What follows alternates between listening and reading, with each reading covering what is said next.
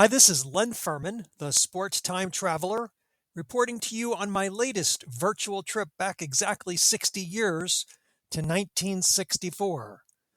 This episode is titled Koufax is OK. Sandy Koufax figures out the cause of his slow start to the 1964 season.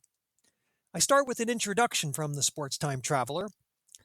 I've been following Major League Baseball day by day in 1964 this spring. A few weeks ago, I wrote about the sensational start to the season by Willie Mays. You can read or listen to that story at a link I've provided in the written version of the article. That episode was titled Willie Mays Breaks a Major Barrier. Mays was still in his prime in 1964 at age 33. The prior season in 1963, he had been fifth in MVP voting. The man who won the MVP in 1963 was then 27-year-old pitcher Sandy Koufax. Koufax had one of the all-time greatest single seasons ever for a lefty pitcher in 1963. He had a record of 25-5. His ERA was 1.88. He threw 306 strikeouts and only gave up 58 walks, and he had 11 shutouts. Koufax also pitched a no-hitter against the defending champion San Francisco Giants on May 11, 1963, in front of 55,530 fans on a Saturday night in Dodger Stadium. And Koufax topped off 1963 by winning 2 complete games in the World Series, allowing just 3 earned runs in 18 innings while striking out 23. The Dodgers swept the Yankees in 4 games, and Sandy Koufax was named MVP of the World Series. Koufax thus became the only baseball player ever to win the Cy Young Award, the regular season MVP, and the World Series MVP all in the same year. In the written version of the Substack article, I have a 1-minute video you can see of Koufax winning Game 1 of the 1963 World Series against the Yankees by pitching his 15th strikeout of the game, a World Series record at that time.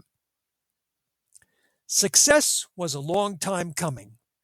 That incredible success in 1963 was a long time coming for Koufax. He had been a bonus baby on the Dodgers in 1955, having received a $20,000 signing bonus, an enormous amount at that time. He received such an outlandish bonus because he could throw a baseball as fast as anyone had ever seen. The tryout.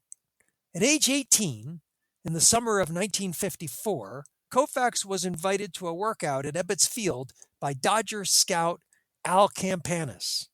Campanis had received a tip from the youth sports columnist of the Brooklyn Eagle newspaper, Jimmy Murphy.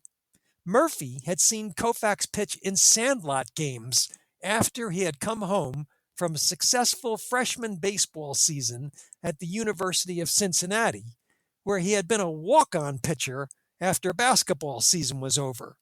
Koufax was attending the university on a basketball scholarship. Murphy told Campanis that Koufax had a legendary fastball. Campanis described the tryout 25 years later in a January 28, 1979 article in the New York Times. Quote, "As soon as I saw that fastball, the hair raised up on my arms. The only other time the hair on my arms raised up was in Rome, when I saw Michelangelo's paintings on the ceiling of the Sistine Chapel." The youngest boy of summer. As a result, then 19-year-old Sandy Koufax, still a teenager, who had little actual pitching experience at any level, suddenly found himself required to sit on the bench in Brooklyn as one of the boys of summer. And on the bench he stayed, never getting to throw a pitch in the 1955 or 1956 World Series games that pitted the Dodgers versus the Yankees. The wild days. When he did pitch, Koufax was so-so at best and wild at worst. He compiled an underwhelming record of 36-40 with an ERA over 4 in his first 6 seasons. In 1958, when he became a regular starter, he led the league in wild pitches. In 1960, at age 24, he led the league in walks with 100 and had a record of just 8-13. Flashes of brilliance. But he did show flashes of brilliance, and there was no doubt that he threw the hardest fastball in the majors. In the 1959 World Series won by the Dodgers, Koufax pitched 9 innings, allowing just 1 earned run. The epiphany. Then in 1961, in his 7th season, he started to put it all together. He realized he could dial down his speed just a touch and improve his control tremendously. That season, he made the All-Star team, won 18 games, and led the league in strikeouts with 269. Even more important, he led the league in strikeouts to walk ratio. He had dropped his walks per 9 innings to just 3.4 from over 5. In 1962, he was an all-star again and pitched his first no-hitter. The spring of 1964. By the spring of 1964, Koufax at age 28 had finally fulfilled the promise that Campanis and the Dodgers had seen in him 10 years earlier. In his first start of the 1964 season, he looked like he was picking up right where he had left off in the Fall Classic. On opening day in Dodger Stadium in front of 50,451 fans, he threw a 6-hit, no-walk shutout of the Cardinals, a team expected to contend for the pennant. But then, things went awry for Koufax. In his 3rd start, he injured his throwing arm after just 1 inning facing the Cardinals again, this time in St. Louis. When he came back 11 days later, he pitched strong, allowing 3 hits, just 3 hits, piling up 13 strikeouts and defeating the Cubs at Dodger Stadium. But in his next outing, he lasted only 6 innings, giving up 3 runs and only striking out 4 in a loss to the Giants. 4 days later, he faced the Cubs again on the road and was pulled after just 4 innings. His ERA now stood at 3.18, the highest it had been at any time since 1961. Several more mediocre starts followed in the remainder of May. On May 31st, he beat the Pirates, but gave up 8 hits and 4 walks in just 7 innings. His record stood at just 5-4. He had completed just 1 game in his last 6 starts. Entering the first week of June, Koufax had a big date coming up. On Friday, June 5th, the team would play in brand new Shea Stadium in New York for the first time. The Mets organization had arranged that it would be Sandy Koufax night. Koufax would formally receive the Babe Ruth Award for Most Outstanding Player in the 1963 World Series. The Mets were also organizing other festivities for Koufax, including a reunion of the Brooklyn Schoolboys Ice Cream League championship team from 1952, when Koufax was just 16. While the schedule lined up perfectly for Koufax to pitch in Shea Stadium, Walter Alston, the Dodgers manager, decided to pitch Koufax a day early, on 3 days' rest, against the Phillies, who were in first place, and leave his other starters to pitch against the lovable losers in New York, where they were in last place by a wide margin. Naturally, as the sports time traveler, I wanted to experience Koufax's big night in New York and a pitching performance as well. So I dialed the sports time travel machine back to June 4th, 1964, precisely 60 years ago, to first catch Koufax pitching against the Phillies in Philly, and then on to the Flushing section of Queens to Shea Stadium for Koufax night on June 5th. Here's my report from the past. Connie Mack Stadium, Philadelphia, June 5th, 1964. Last night, I was in Philadelphia virtually here in 1964 to see Sandy Koufax pitch against the first place Phillies. 29,709 fans were on hand, the largest crowd of the season so far at Connie Mack Stadium. Before the game, Koufax made a discovery that solved the puzzle of his lackluster performances since his opening day shutout. In an AP article in the Los Angeles Times today, he said, "I have been studying pictures in magazines of my form and suddenly realized that I had been stepping too far to the left with the right foot across my body."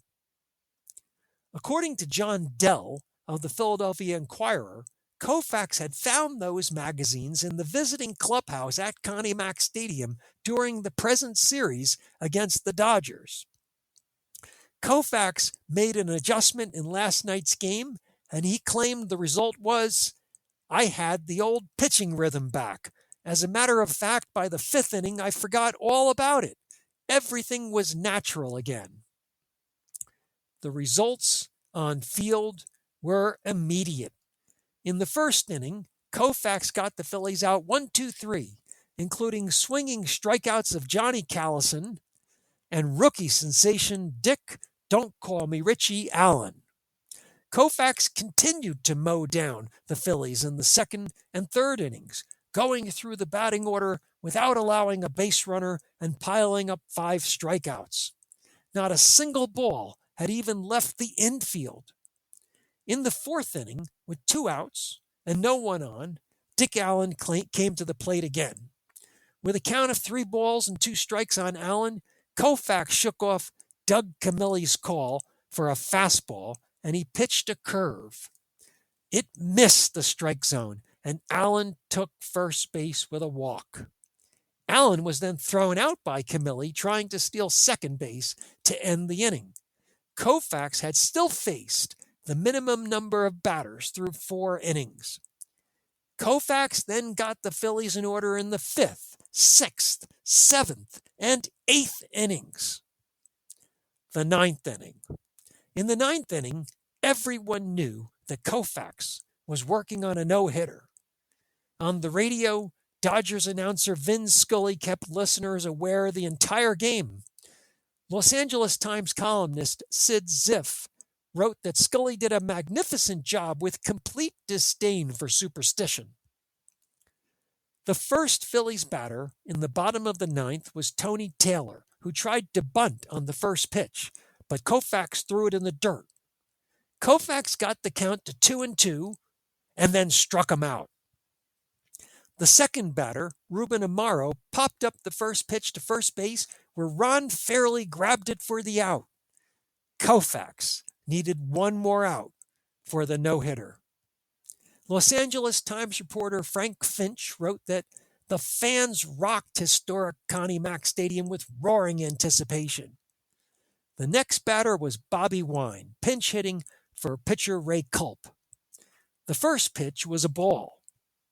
On the second pitch, Wine tipped it foul, and the ball caromed off the face mask of umpire Ed Vargo. The game had to be stopped as Vargo was administered smelling salts by Phillies trainer Joe Licio. In a few minutes, the game resumed. Fortunately, Vargo didn't have to see well enough to make another call. Koufax got Wine swinging twice, and the no-hitter was in the books. Philadelphia fans swarmed onto the field to congratulate Koufax. One swiped Koufax's cap and ran off with it, only to be grabbed by Dodgers manager Alston, who retrieved the hat. "My best command." Koufax told George Lederer of the Long Beach Press-Telegram it was the best game I ever pitched. I had my best command, fastball, curve, and control. Koufax had come one pitch away from a perfect game, his only mistake being the full count curve to Dick Allen in the 4th inning. And Koufax had only pitched to the minimum 27 batters. He also threw just 97 pitches in the game. It looked like a perfect game to Walter Alston. He told the New York Daily News there wasn't anything that looked like a hit. One ball was hit in fair territory that produced a difficult play for Dodgers fielders the entire game. It came in the seventh inning when Dick Allen hit a high chopper towards third base. Philadelphia Inquirer's John Dell wrote, Jim Gilliam charged the ball, cupped it on the short hop, and threw out Allen. Gilliam told Dell, it was no tougher than the one I booted last night. Of course, if Gilliam would have booted this one, it would likely have been ruled an infield hit. In Philadelphia, the Inquirer celebrated the no-hitter, putting an article on Koufax's masterpiece in the first column of page 1 of the newspaper today with the headline, Koufax hurls no-hitter as Dodgers beat Phillies. Koufax told John Dell in the Inquirer how much more satisfied he was with this no-hitter than his record 18 strikeout game he had posted in 1962. Quote, a no-hitter means you have to be effective against every man. The no-hitter tied a major league record for most career no-hitters with 3. The list of pitchers ever to throw 3 no-hitters now looks like this. Larry Corcoran, 1880, 1882, and 1884. Cy Young, 1897, 1904, and 1908. Bob Feller, 1940, 1946, and 1951. And Sandy Koufax, 1962, 63, and 64. Koufax becomes the only pitcher ever to throw no-hitters in 3 consecutive seasons up to this time. Koufax tied another all-time record last night.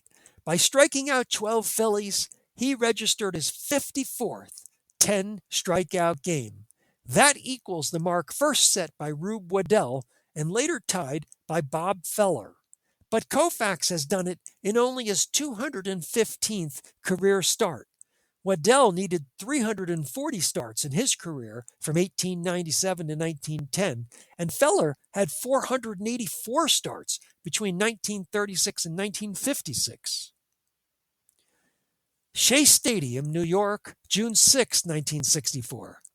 After experiencing the no-hitter in Philadelphia, I made the short trip virtually to New York to catch Sandy Koufax night at beautiful brand new Shea Stadium. Last night, 54,790 fans came out to see the Mets play the defending champion Dodgers and watch Sandy Koufax be honored. Prior to the game, there was an 8-minute celebration in which the Baseball Writers of America presented Koufax with the Babe Ruth Award for the most outstanding player of the 1963 World Series. In addition, sports writer Jimmy Murphy, yes, the same Jimmy Murphy who discovered Koufax on the Sandlots 10 years earlier, presented Koufax with the Helping Youth Award. The prize was a 19-inch tall trophy with a wood and brass base. The Ice Cream League champions. Mounted on the base of the trophy was a team picture of the 1952 Tomahawks. This was the team that won the Brooklyn Schoolboys Ice Cream League championship. Most of the Tomahawks were at Shea Stadium for the award presentation. Lenny Gross, the catcher on the 1952 team, told Robert Lipsyte of the New York Times, "We would never have done it without our star pitcher." "We really expected him to become a big leaguer," piped in Stan Siegel, the second baseman on the 1952 team. Then Stan's twin brother Joe, who played shortstop, asked, "Where is he?" Quick to answer was Hal Laufer, the center fielder for the Tomahawks in 1952. He said he got tied up at the hospital, had to perform an emergency operation. Lenny Gross then explained who they were talking about. Mike Fields was the greatest pitcher the Tomahawks ever had, but he wanted to be a doctor. What can you do? Fields had a record of 12-1 that championship season in 1952. Koufax had been on the team primarily playing first base, and he lost the only game he pitched that year. Note from the Sports Time Traveler. I interrupt this article to tell you that the October 9th, 1952 Brooklyn Daily Eagle newspaper reported on the Tomahawks' championship victory in the Ice Cream League game. It was noted that Mike Firkin, not with the name of Fields, won the game with his 12th straight win. I can find no further stories about Mike Firkin or Mike Fields in the newspaper archives. About Sandy Koufax, the Brooklyn Eagle wrote, Sandy Koufax's triple with the bases loaded in the second inning was the payoff wallop. Now back to 1964. Koufax did not pitch in the game at Shea Stadium on Koufax night, of course, because he had pitched the no-hitter the night before in Philadelphia. With Joe Moeller starting for the Dodgers at Shea, the last-place Mets scored 7 runs in the third inning and beat the world champion Dodgers 8-0. Dodger Stadium, Los Angeles, June 9, 1964. I decided to keep following Koufax to see how he would do in the next game he started, especially when I found out that the Dodgers, not to be outdone by New York, were planning their own Sandy Koufax night. And this one took place last night, on a night where Koufax was actually pitching. 32,439 fans came out on a Monday night in Los Angeles and were treated to a pregame ceremony by the Westwood Shrine Club, honoring Koufax for, quote, his heroics during the 1963 championship campaign, according to the Los Angeles Times. In the game against the Cincinnati Reds, Koufax started out brilliant again. He struck out Tommy Harper swinging to open the game. He got Vada Pinson to ground out to first, and then came up one of the most fearsome hitters in baseball, Frank Robinson. Koufax struck out Robinson swinging. That made it 10 straight innings without giving up a hit.